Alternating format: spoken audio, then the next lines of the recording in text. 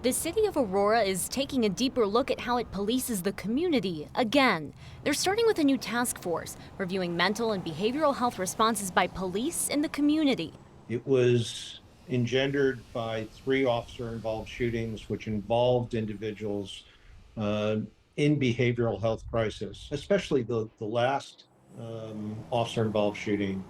It was clear that the system didn't work for the individual who ultimately was shot by police.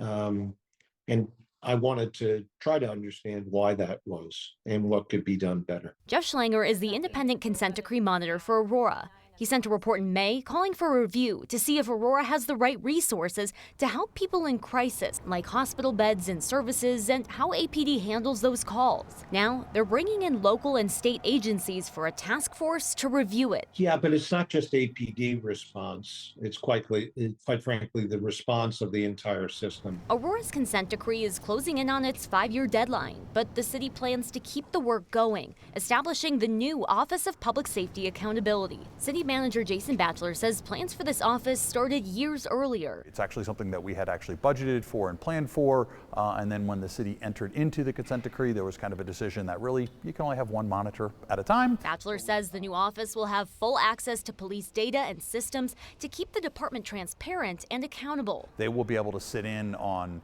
use of force reviews. Whenever there's a critical incident, they'll respond to that scene. They'll serve as a liaison to families that are impacted by,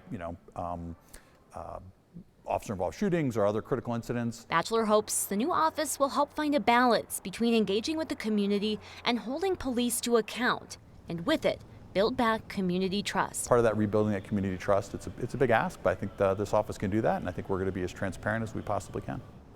The city is opening up the application for the first manager of the Office of Public Safety Accountability tomorrow. But Batchelor says getting things up and running is going to take months, and first they need to get public input, a lot of it.